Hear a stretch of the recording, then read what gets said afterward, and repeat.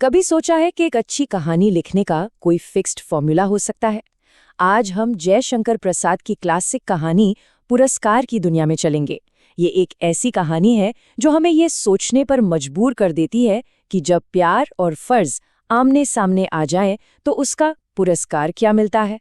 और ये कहानी किसी भी आसान से फॉर्मूले से कहीं ज्यादा गहरी क्यों है? तो सवाल वही है, एक परफेक्ट कहानी बनती कैसे है? क्या कोई ऐसी रेसिपी है जिसको फॉलो करके कोई भी एक जबरदस्त कहानी लिख सकता है? चलिए इसी सवाल को मन में रखकर इस कहानी की परतों को खोलना शुरू करते हैं। तो सबसे पहले चलो एक नज़र डालते हैं एक कहानी बनाने की सीधी साधी रेसिपी पर, खासतौर पर वो कहानियाँ जो बच्चों के लिए लिखी जाती हैं। देखते हैं कि वो कौन से नियम हैं जो हमें अक्सर बताए जाते हैं। तो ये रहा वो फॉर्मूला, बिल्कुल सिंपल भाषा, प्यारे प्यारे कैरेक्टर्स, कुछ मज़ेदार डायलॉग्स और आखिर में एक अच्छी सी सीख। सुनने में तो ये काफ़ी आसान लगता है ना? ऐसा लगता है मानो इन रूल्स को फॉलो करके कोई भी एक परफेक्ट कहानी तैयार कर सकता है।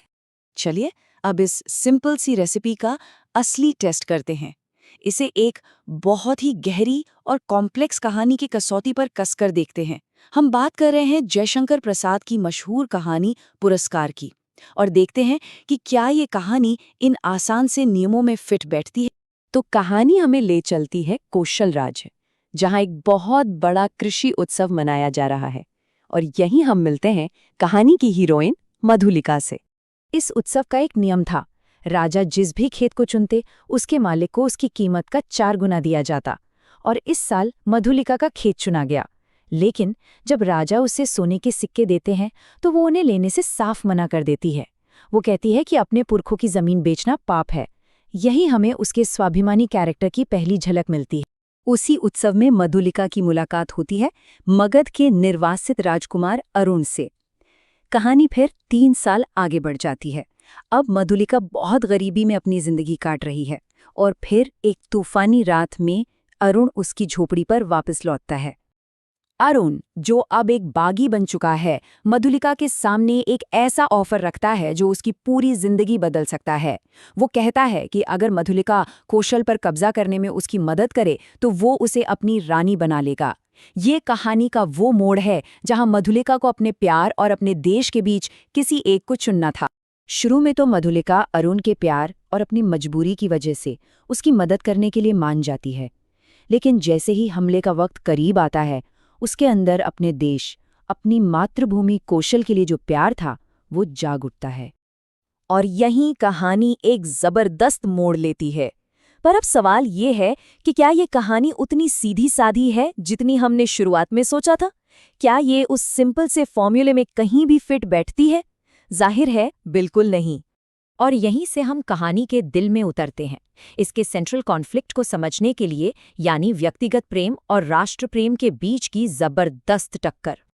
मधुलिका यहाँ 2 बड़ी ताकतों के बीच फंसी हुई है। एक तरफ है अरुण के लिए उसका प्यार, जो उसे रानी बनाने और एक बेहतर भविष्य का सपना दिखा रहा है, और दूसरी तरफ है कौशल के प्रति उसका फर्ज, उस जमीन के प्रति उसकी वफादारी जिसके लिए उसके पिता ने अपनी जान दी थी। लिटरेचर की भाषा में इसे द्वंद्व कहते हैं। ये दिल और दिमाग के बीच की, मतलब कि प्यार और फर्ज के बीच की एक अंदरूनी लड़ाई है। यही वो द्वंद्व है जो मधुलिका के कैरेक्टर को शेप देता है और कहानी के दुखद अंत की जमीन तैयार करता है। कहानी को ठीक से समझने के लिए इन किरदारों को जानना बहुत जरूरी है। एक तरफ है मधुलिका, जो प्यार और फर्ज के बीच झूल रही है। दूसरा है अरुण, जो एम्बिशियस है, बागी है।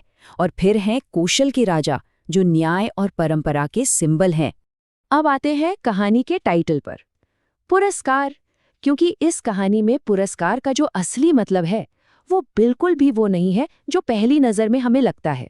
मधुलिका की दी हुई जानकारी पर राजा अरुण के हमले को नाकाम कर देते हैं और अरुण को कैदी बना लिया जाता है। अब राजा मधुलिका से कहते हैं कि उसने राज्य की रक्षा की है, इसलिए वो जो चाहे वो इनाम मांग सकती है। और यही कहानी अपने क्लाइमैक्स पर पहुंचती है।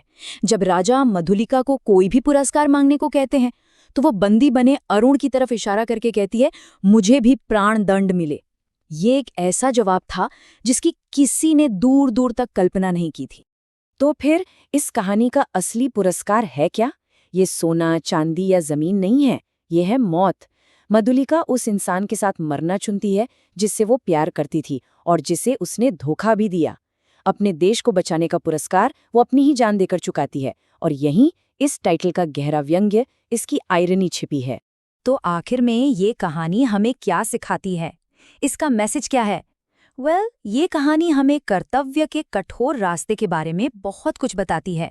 पुरस्कार हमें सिखाती है कि सच्चा देश प्रेम हमेशा पर्सनल फायदे से बड़ा होता है, लेकिन साथ ही ये भी बताती है कि प्यार जैसी गहरी फीलिंग को यूं ही दबाया नहीं जा सकता।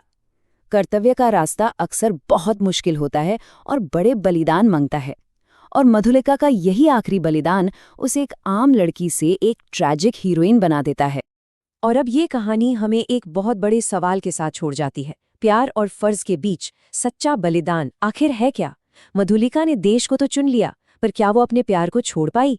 इसका जवाब शायद हर किसी के लिए अलग होगा।